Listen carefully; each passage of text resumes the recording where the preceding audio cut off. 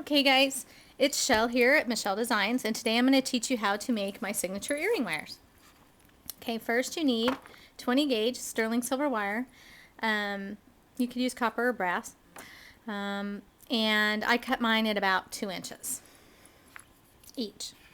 And first what you're going to do is you're going to take your hammer and you're going to hammer this part flat. Just so, whoops, this one didn't come out very good because I'm sitting here at an angle. But, just so you can see it, I don't know if you really can or not, if it'll get in there. I'll give it another try in just a minute. Hammer this one flat. So now you've got 2 flat pieces, and what you're going to do is you're going to take those with a file, and I need you to see this because this is like my little broken file. I use this one too. Probably use a jewelry file. I use this. I've used it for years and I love it. It's got a really soft, because I've completely worn off certain parts of it. Anyway, I use this to file, and this is my weapon of choice, so to speak. Do what you need to do and do what you're comfortable with. You don't have to follow me. So anyway, then what I do, take my handy dandy little flat nose pliers, and I like to use these and put them together if at all possible. And the reason is because I want the little bends to be the same. Don't think you have to do that. I position it so they kind of go right up at the top there. Sometimes I come down just a smidge so that it's not such a big bend. And I make a little L. I don't know if you can see that. It's kind of hard sometimes. I need a little black background. So see that little L there? Okay, so then what you do, take your round nose pliers. I have mine marked. I don't know if you can see that, but I do. Different things I do, different reasons that I want to have different size loops, I have them marked. I mark it with a magic marker. This one, I usually take it down to the lowest one, but on these, I bring it up to about here. So as you can see, that's how my wire fits into my pliers. And I just push it around like so till it's touching, basically. Let's do the next one, and then I want to show you what it looks like. So put it in there, bring it around till it's basically touching. Now as you can see, it's not completely touching. Kind of looks like a mini little golf club. One of my students told me once it looked like a musical note.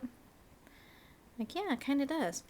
Okay, so then I take my chain nose pliers and I just slightly go like this, just to kind of scrunch it down there so it's kind of level. Now it really looks kind of like a golf club.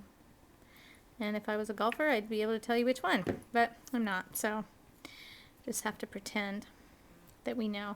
Then take my 2 right together, and yes, I do use these. I don't use earring wire makers, wig jigs, whatever. I use my wrap and tabs, and these are the small ones. I have bigger ones, and I put it on the largest one right there. And as you can see, fit it right nice and neatly there. It has the little protective coating. Bend them over like this. Move my pliers just a smidge. Press that down and bring them over. So it's going to make a nice little thing like that. Now, what I'm going to do is get out my little silver saver here and make sure my ends are completely flush. Cut them with my flush cutters, and I do like my Zerons. I had some Tronex, I like those, and those ended up getting lost in a class, so I have no clue where those are. I go ahead and flatten these out again. Whoops. And then you just kind of tweak them just a smidge so that you find out, or you can see when they're good, and they lay pretty flat. Now what I do is I take my little wire rounder, go like this, go like this. Now I'm ready to hammer and file some more. This is how I do this. Hammer that, put my finger over here, hammer the edge, make sure that I'm not smacking that around. Don't want that to happen. Flatten that out, turn it around, and you probably prefer not to hit your finger either. Now, put them back in your hand, level them up, like so. Get out that little bitty, what the heck did I do with it? Okay, get out your little handy dandy file, and I file away. And I'm kind of picky. I want it to all be nice and smooth. So, get it out again. I have this nice little soft side that I use all the time. File it back and forth, like so. Make sure it feels good. Now usually I use a different thing, but my round nose are here together, or here with me, so I'm going to put these together and do them at the same time.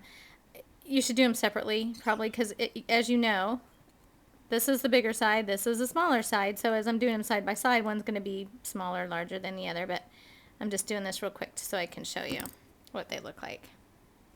And there we have. Then we tumble them so that they're all nice and wonderful. And I make sure they line up really good from here.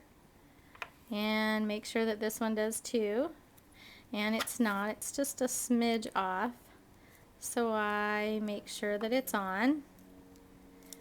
Kind of picky about things like that. Hold them up next to each other. And they should be pretty much identical. And if they're not, you just adjust them. And this, right here, I don't know if you can see it. Let's hold them separate so you can see them a little easier. Here's if we hold them together. You'll forgive my my blackened fingers, but that's what they look like. There's a little side view. And this is how they look. And there you go. You can go check it out at www.micheldesigns.blogspot.com, and it's MISHEL Designs, DESIGNS, blogspot.com. Thanks.